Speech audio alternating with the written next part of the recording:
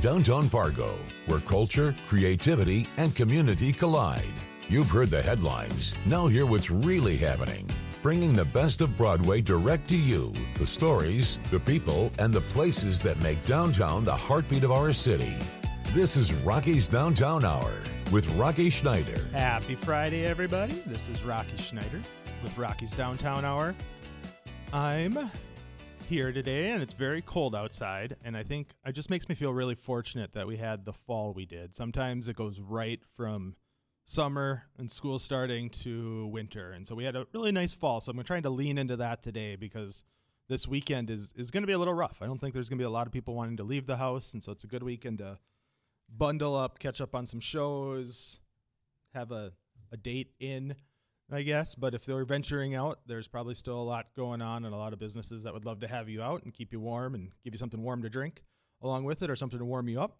But we're going to talk about downtown today, no surprise, but we have a couple of key players downtown. We have Reno Ilogu, who owns 3 businesses downtown. He owns the District nightclub. He also owns Juice It, which is a storefront on Broadway. If you haven't been there, they also owns one out by Target in South Fargo. And then they also own Las Palmas. And if you haven't been to Las Palmas, it's incredibly good Mexican food. It's on the 2nd floor. It's got these cool balcony doors that open up, and it's great in the summer. I'm sure it's just as delicious in the winter, but the summertime, those doors open up. It's delicious up there. So I encourage you to check that out if you haven't tried it and you love Mexican food.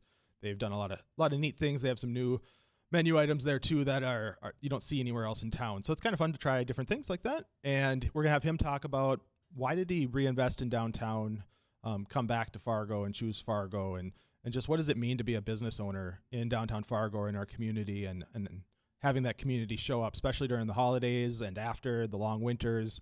How do we support our local businesses, and what does that mean to them, and what does that do for other entrepreneurs looking to invest in our community? I think that's the key of all this, is how do we get people to keep investing back home, keep that money here, keep the jobs here, and keep the quality of life up for everybody.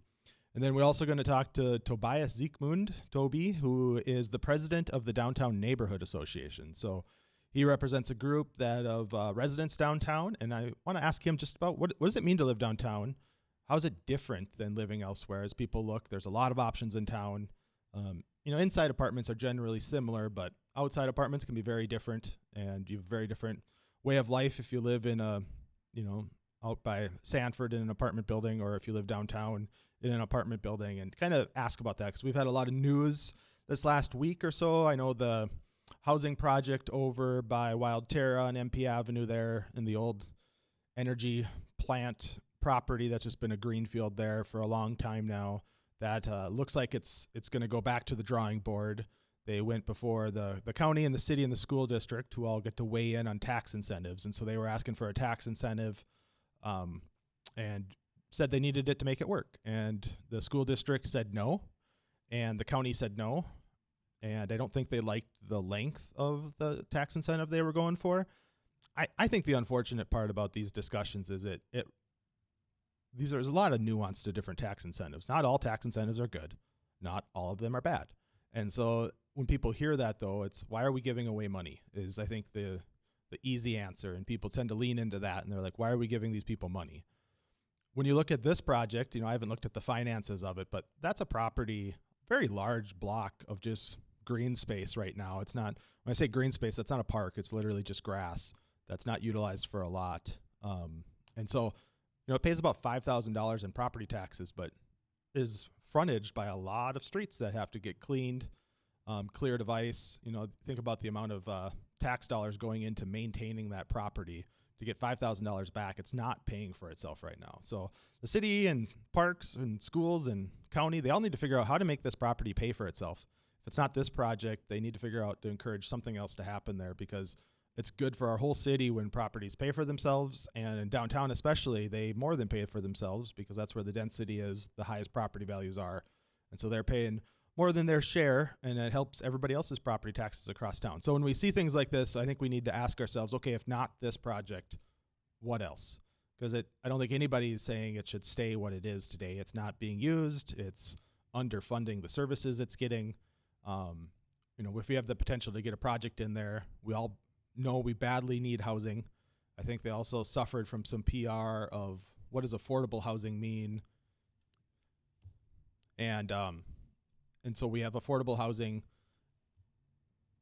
Is this affordable? There was a lot of talk about that. Is it low income? I think they call it low income because it qualifies for the low income tax credits. And so people assume it's going to be, really cheap housing. But it's not. It's just below market rate. And so it's really one of those things about the definitions of it. I know we need that kind of housing. Was this the right project? I can't say to that, but it's a shame that it didn't go forward in some fashion, because saying no to housing that we need and in a property that is underdeveloped, I think that's one of those things where we need to help them come back to the drawing board. And I was kind of disappointed I watched the school board and I watched the city commission. Appreciate both those being televised, but I was just disappointed in not really them saying what they wanted. It's always easy to say no. And I always get frustrated when governments just say no, because it's a lot of work to bring an idea forward like that. They went through a lot of process to get to that point. And when we just tell somebody no, it's like, well, okay, can you tell us what you would say yes to then, so they know what to go back with?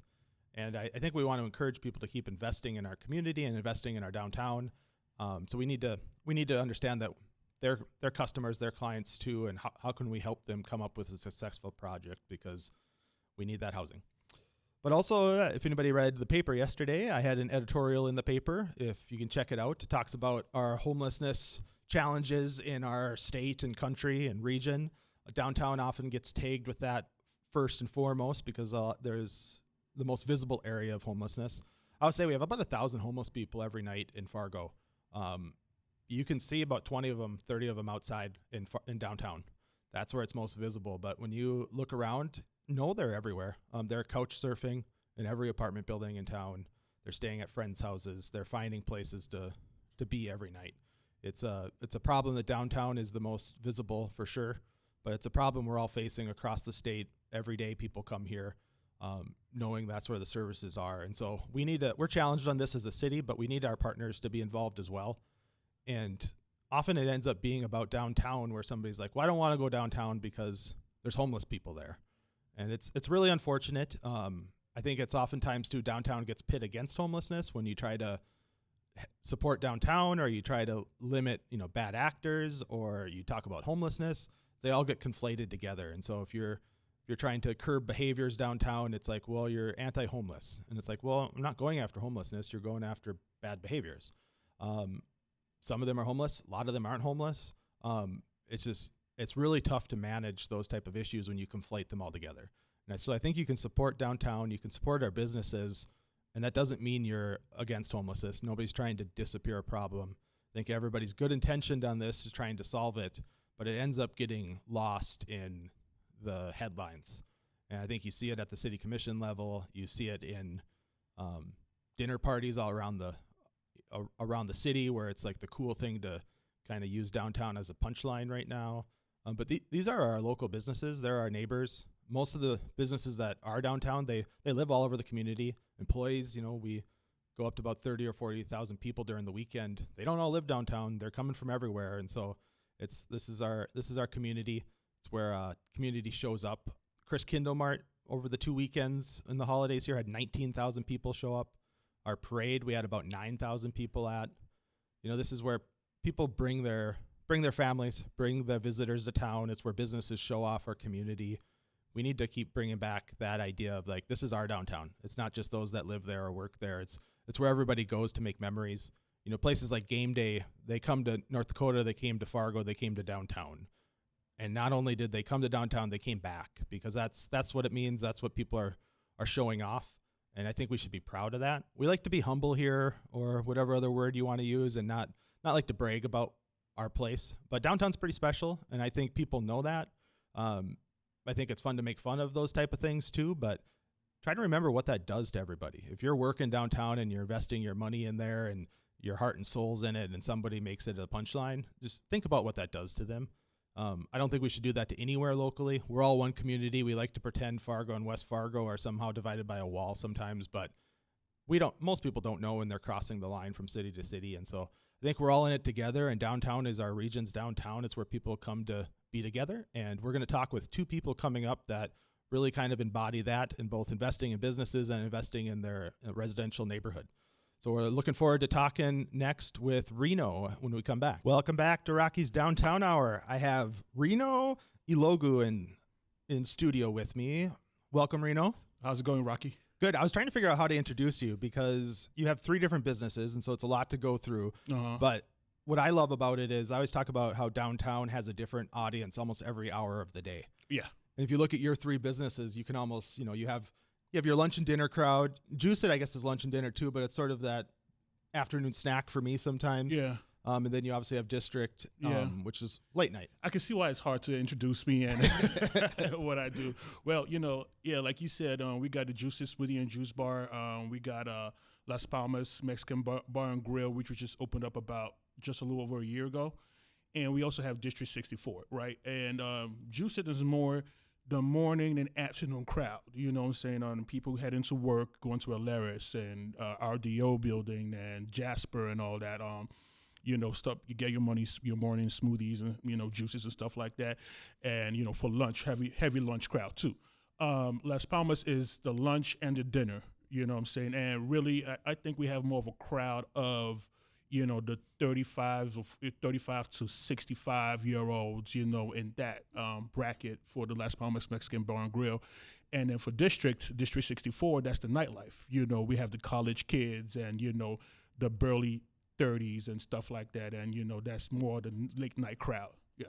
And I have to say, I love Las Palmas because, one, it's proven that a second floor business can work. There's not a lot of those downtown. There's more corporate second up and up, but Las Palmas, it's almost like a New Orleans type balcony situation. Correct. And it's cool. I think it was the intentionality of it. You know what I'm saying? I can see why people are hesitant to do second floor buildings, but the strategic ways you do it, and I have to give credit to my team for marketing it the way they did to really get people in there. Okay, so I always ask this because I love it when people reinvest in our community, and because I think once we all become adults, you can go anywhere. You can do whatever you want, and parents always tell you that, but it's true. You can literally move anywhere and try anything and succeed or fail, but you chose to sort of come back to Fargo and invest. Well, I never really left. I went to college in Valley City. I'm a Viking. Well, I'm a Viking in Valley City. I'm a Viking in Minnesota Vikings, which sucks most of the time. But I went to college in Valley City. I graduated, got my business degree, and at that time I was in music. So I was working and touring and performing all over the country and all over the world with big artists like T-Pain and Ludacris and Nelly and Flo Rida and touring internationally in Asia, performing for the first family, the president of Sri Lanka and stuff like that. But through it all, I felt Fargo's always been home. North Dakota has always been home. So even when I was in college, I had an apartment in Fargo while I was in Valley City. I would go back and forth.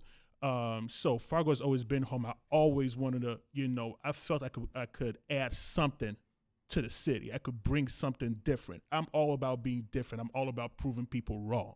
So everything they see I can't do, that's what I'm going to do. And so I never really left. Even when I was traveling the world and touring, I was always still, I kept my residence in Fargo. I would still come in and touch the community. And so it was a no-brainer to invest in Fargo. So how long have you been open and down? Because Juice It's been there, I don't want to guess, 6-7 years? Yeah, like that? the location by Target close to the mall, that has been there since I believe 2013. Okay. And the one downtown is probably about 8 years old or something like that right now. Yes, I mean downtown's changed a lot in that time. Obviously, went through COVID.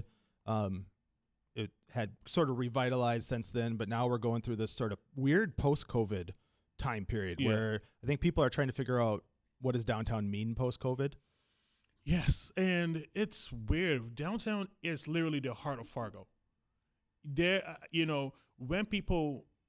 I used to have this music festival called JCI Music Festival. It was an annual thing we did in honor of my mom who passed away to cancer. We had big artists come, like Ludacris and ETC, Sean Kingston, ETC.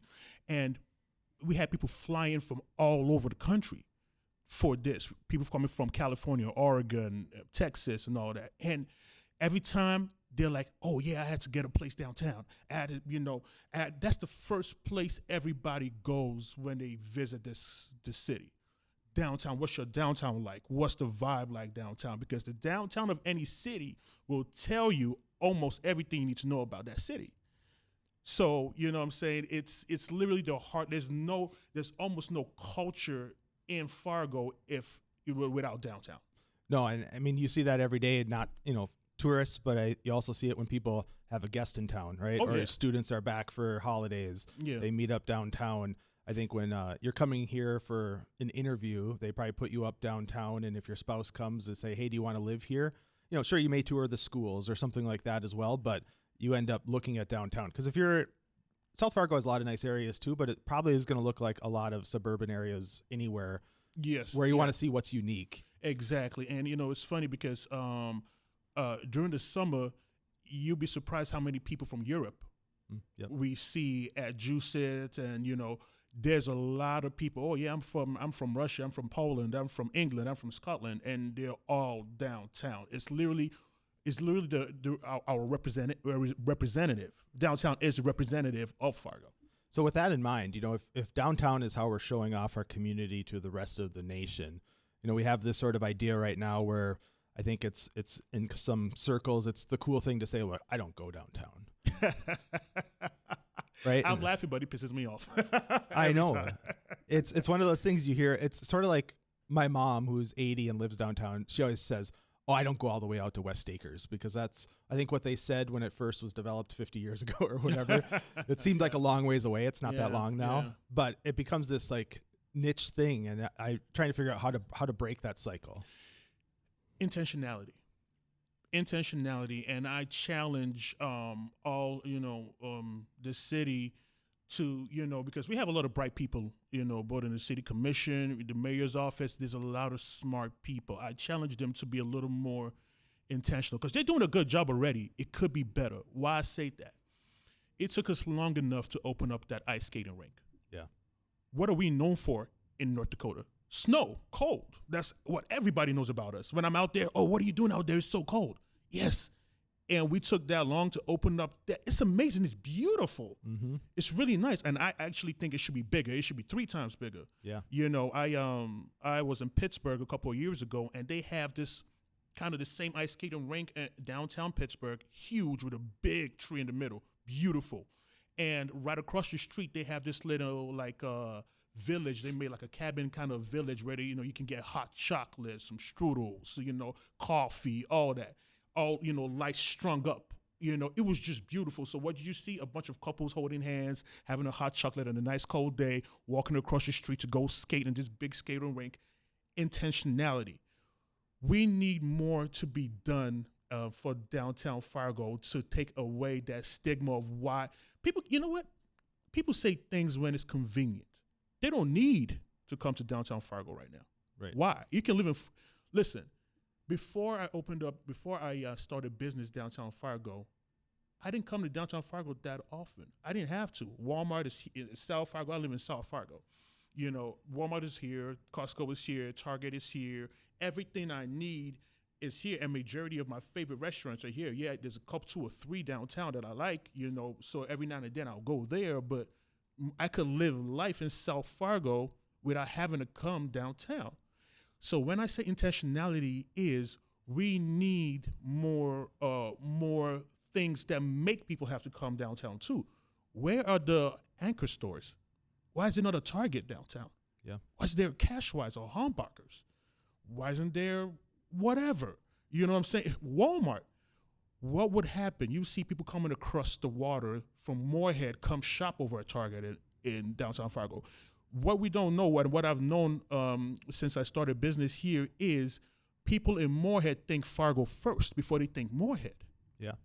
Oh, we want to go eat, Fargo. Oh, we want to go to a bar, Fargo. So if you put an anchor store like a Target, which, the closest one will be Dilworth, which is the other side of town for Moorhead, people from Moorhead will have to come to downtown. People who are not so south of Fargo, everybody from probably 13th all the way to downtown will probably start coming downtown because, the Target or the Walmart is probably now closer to them than the other ones in town. We need that intentionality. I had a conversation about this with a gentleman downtown who's a big real estate guy, and he loved the idea. I hope he can pull it off, but I think it would be a great, I think it would be a good addition for downtown. No, I love that. I mean, we need the anchor stores, and especially as I think, we've had a couple that retire, Zambros, I think, became an anchor store where people would come to shop there, and then they would spill out, right? We all share customers downtown. Exactly. Nobody just goes to a restaurant. You probably then go get dessert, or you see a movie and then you go to the restaurant. Exactly. Or, if you're at Alaris, for instance, people aren't coming downtown to go to Juice It, but they might come down to Alaris and then they walk across the street. You got it. And vice versa probably too. Exactly. And so I think that's what all makes that special. And so we're going to take a quick break, but we'll be back to talk more about how the community chooses downtown and why, and look forward to more when we get back. Welcome back to Rocky's Downtown Hour. I got Big Reno in the studio with me talking about downtown. Downtown's one of those things. It's such a, looking at the news, right? They love putting downtown in the headline because it gets clicks. Oh, God. I think it's because everyone's got a story or a memory. When you say something happened in South Fargo, that can literally be anywhere. That's a huge area. Yep. Downtown's different. Yeah, and they love it. They love putting us in the headlines. It's like, have you guys been in the headlines? Have we been in the headlines? More than I care to. It's been a tough one. But hey, at the end of the day, it's like things happen and you don't know what's going to happen. It's just they spotlight downtown. There was a killing at a church in South Fargo, I believe. Mm-hmm. I don't remember anybody saying South Fargo was so dangerous. Even that night, a few months ago, where there was the incident downtown, and there was another incident that Saturday night where it seemed like everybody was going crazy. Yeah. Everything was spotlighted on downtown, even though the same thing happened in South Fargo on the same night. Nobody said, "Oh, South Fargo." They love putting, downtown in the headlines because they get clicks. And now what happens is it creates this fear. It creates this wonder, like, what's going on downtown? And nothing is going on. I'm downtown every day of the week. Your kids are downtown every day of the week. Mm-hmm. The 21 to 40s are downtown on Fridays and Saturday nights. They're walking from District to Cowboy Jacks, from District to the OB.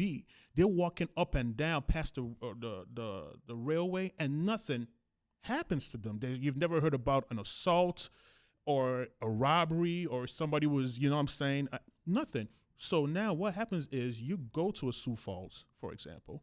Have you been downtown Sioux Falls? I have, yeah. It's nice there. Beautiful. Yeah. I was there a couple months ago in the summer, and you will see an old couple, 60-year-olds holding hands on a date night out at 10, 11 p.m., going to a nice lounge to grab a cocktail. You'll see 40-year-olds, 50-year-olds, 30-year-olds, 20-year-olds. They're all downtown Sioux Falls on a night out, enjoying downtown, enjoying their city. You come over here and people are like, "Oh no, I'm 40, I don't go downtown." How does that make you cool? What cool points do you score? I don't go downtown. What? Why not? There's some cool restaurants and bars there that you would like to go visit. It's funny because we've all heard people say that, and I also challenge it where sometimes I've heard some public officials say that, and then the next event we have, I'll see them at that event. Exactly. And you're like, wait a second, like something's off. Chris Kindlemart had 19,000 people. Parade had 9,000 people. I mentioned game day earlier. It's like when events happen, everyone comes downtown. And surprisingly, nobody gets killed, hurt, stabbed, robbed. Right. Nothing happens. Everybody comes and has a great time. Everybody forgets that they're supposed to fear downtown. They come with their family, with their kids. You're bringing them to a scary neighborhood, apparently, and you have a great time and you go home. So it's a fake narrative that's being created that is causing harm to a lot of businesses. Businesses, don't get it twisted. I talk to a lot of business owners downtown, and a lot of them, especially the small mom and pop shops, they're suffering. They're going through it. You know what I'm saying? If you walk downtown now, you start seeing a lot of stores every day, more and more stores coming open, vacant. Because, nobody's there to fill it up because people have tried, and this narrative of I don't go downtown, has killed a lot of businesses. So this is not even about me or my businesses. It's about those other, especially the mom and pop, the little stores who are just trying to get by, who open something cool that will succeed in any other city. and they open it downtown to be part of that community, be part of that neighborhood, do something cool and amazing, and nobody comes out to support them because it's downtown and it's not cool and we should be scared. It's crazy. Yeah, I mean, everyone should consider that. I mean, we probably all buy stuff on Amazon, but when you click that $100 add to cart purchase, like that means so much if you came and bought the same thing downtown, and then it, pays for one, it pays back in our property taxes, which goes to our kids and our parks and everything else, but clean our streets, plows, everything.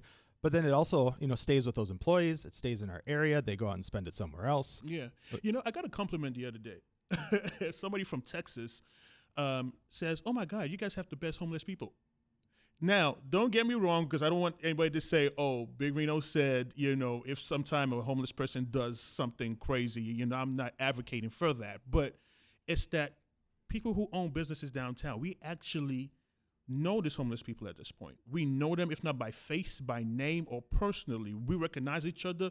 We have a general understanding. If you don't want them in your business, they're not going to come into your business, and they don't harass people. I got that compliment that we had the best homeless people. Again, please don't misquote me. Listen to the whole thing before anybody chops this up and misquotes me. But the lady mentioned that. She's like, "I live in Texas, and the homeless people will harass you, follow you for blocks, and ask if you give them $1, they tell you, I want $5, $10.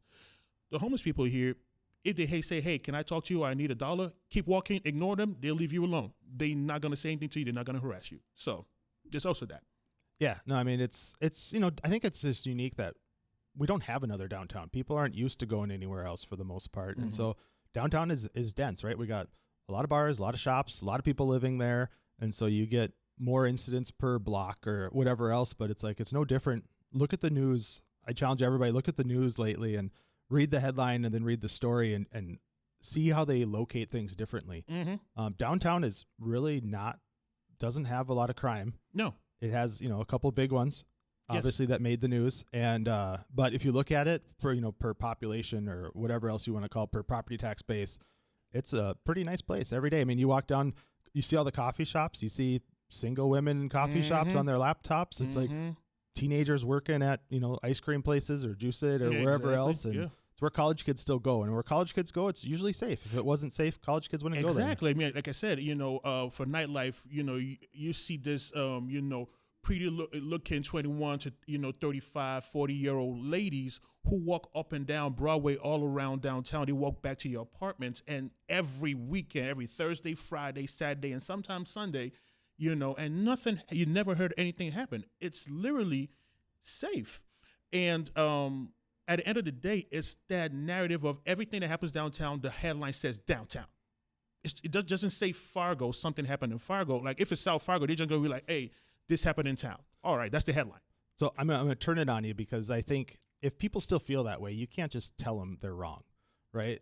You can't just say it is safe if somebody doesn't feel safe. And so for the people that are out there who maybe legitimately feel that way, how do you get them back? How do you invite them down to try it again? Well, I mean, they say seeing is believing, right? Come for yourself. See what happens. And don't be scared of your own shadow. You see a homeless person laying on a bench. Guess what? There's a train station. The only train station in town is right there. There's a bus terminal. So sometimes it's not for our homeless people. Sometimes it's people who are trying to make it from point A to point B, and Fargo is the only place that their money gets to, and they have to stop here and beg for some money to get to the next spot. They don't even belong to us. They're not part of our community. But the train station and the bus terminal just happen to be downtown. So now you're giving us a bad rep because there's a homeless guy laying on a bench when the bus terminal is just a block away and he's just waiting for his next bus.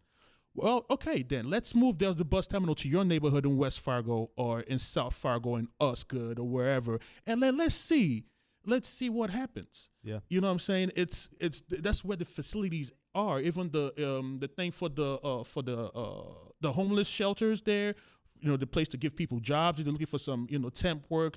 It's all downtown. All the facilities are downtown for people who need it. So that's where they're going to be. And they're not harassing anybody. They might lay on the bench. So if you come out on date night on a weekend, I charge you to come out on a date night. Grab your husband, grab your wife. You guys throw on your finest, Fargo gear, some NESU Bison, swag or something.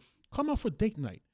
Just walk the town. I don't care if it's 7 o'clock or 10 p.m., come experience downtown. It's beautiful. The restaurants are nice. The drinks are cold, and the businesses are amazing. Come see for yourself, and I bet you'll leave with a different idea. Okay, so we got 2 minutes. Las Palmas, you guys have some unique menu items. What's your go-to there that you're not getting anywhere else? Ooh, let me see. Oh, we have the seafood al fuego. It's just totally amazing. Like Flavor City. It has some shrimp in it. It has some fish. It's a medley of veggies and seafood all in one. It's absolutely amazing. For lunch, I love our Broadway burrito. Absolutely amazing. And most of all, what we did with Las Palmas is we gave you an experience and a vibe and an atmosphere that is second to none in Fargo. Again, what did I say at the beginning of this interview? I like doing things differently. I want, because I was tired of going to different restaurants and bars and seeing kind of the same aesthetic, the same feel, the same everything. We gave you a different vibe, a different atmosphere, so you can come eat this well-priced Mexican meal, but in an amazing, beautiful experience that, takes you out of Fargo for a second there. Okay, and then I always ask people, give a shout out to something else going on in downtown that you're not connected with, that you're just a fan of. Like, man, they got it going on. If it's another restaurant, a bar, experience. That's a great question. Show someone some love. That's a great question. There's a little corner store on, I think it's NP, or is that First Avenue? They just sell a bunch of everything. First Avenue Market, yeah. Yes, the First Avenue Market. I think that's amazing. I think what she's doing, I think they took over from Pounds. I think that's what it is. I think what they're doing is amazing over there. So I would definitely, everybody please come downtown and check them out and support them. I love Orange Records.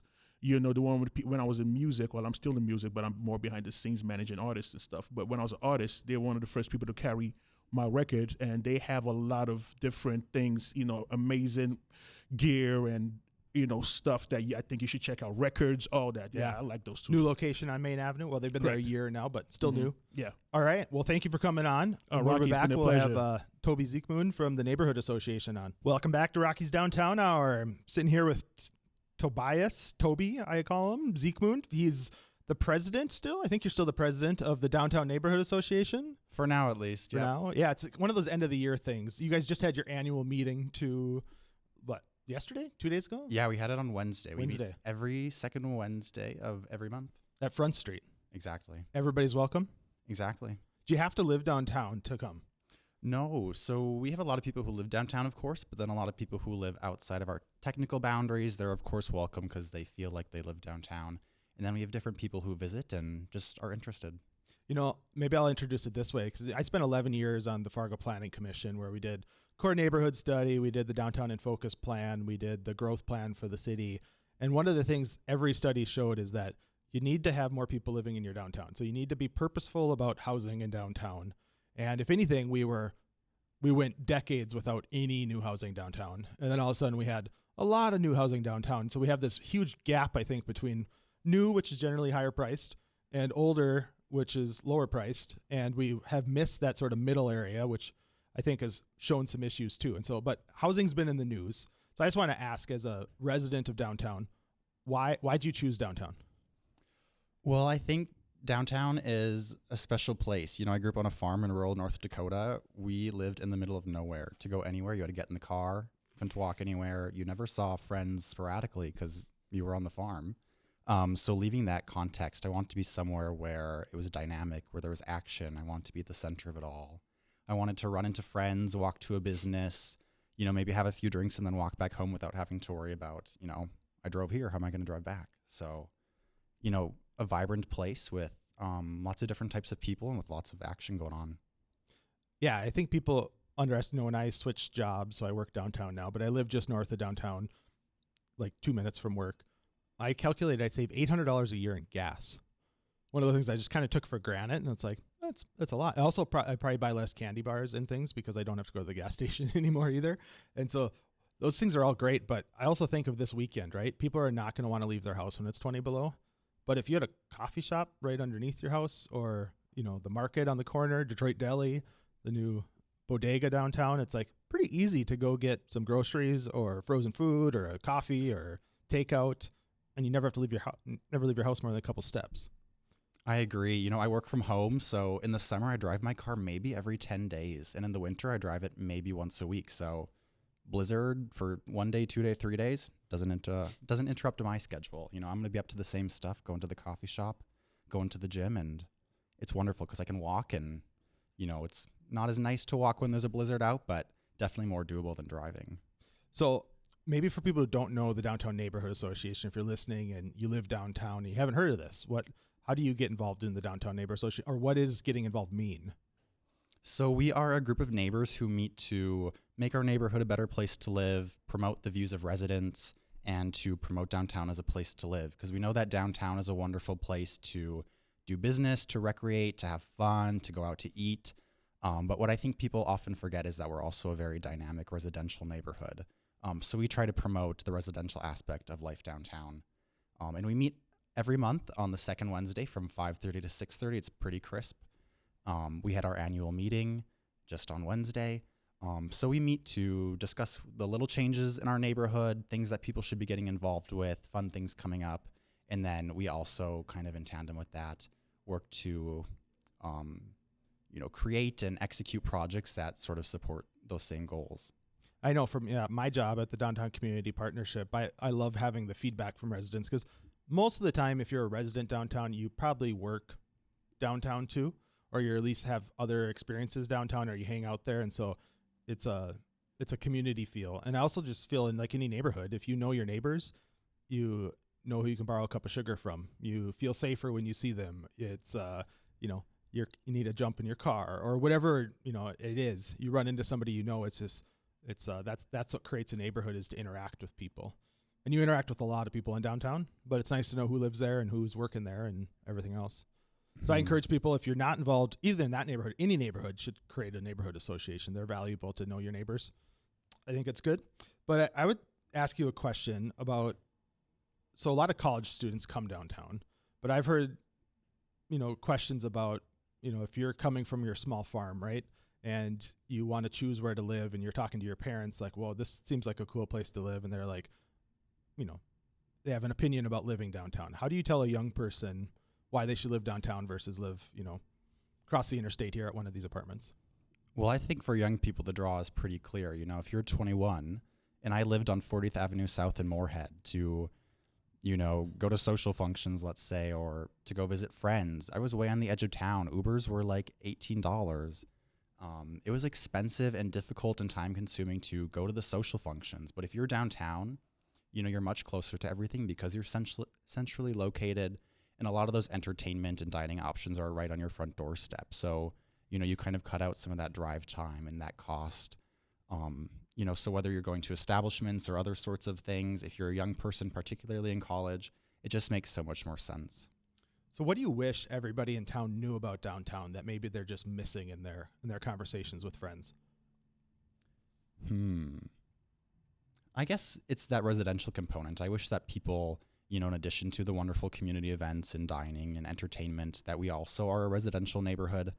Sometimes I get frustrated with the people who bring their lifted trucks down Broadway and rev them. It's like, okay, I don't really think you're that cool, but also sometimes we're trying to sleep. So, in addition to all of the wonderful components that come with downtown as an entertainment destination, knowing that there's also this really dynamic residential community that sometimes flies under the radar. That's cool. Well, okay, while we're wrapping up here again, I always ask everybody, give a shout out to something going on downtown that you're not involved with, you're just a fan of, that maybe doesn't get the love it should. I think something super unique is Joy's Studio, and I heard you just ask this question to the other fellow. She has these like wonderfully, I think they're made of silk, but they're these vintage textiles, and she has a studio and she makes garments.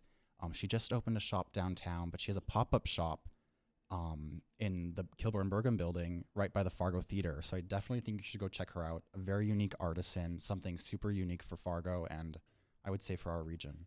Yeah, Aying, she's awesome. Exactly. She's amazing. You'll go and you have a conversation, and you'll be there. She'll make you tea and sit down, and you'll just have an amazing conversation with her, and stuff there you won't see anywhere, any other store in town. Mm-hmm. It's impossible. It's all unique. It's original. It's unique. It's classic. It's vintage, but it's also, stylish, and it's just cool. So yeah, check it out on Broadway. Great gift if you're looking for Christmas gifts. We got a lot of stores up and down Broadway. Come on down, shop local. if you can make 1 or 2 purchases less online and shop local this season, it's going to make the world a difference for our businesses. And then don't forget about businesses in January and February all around town. It gets slow here, and appreciate your business and your support and your love of downtown. And we'll see you again next Friday. Take care, everybody.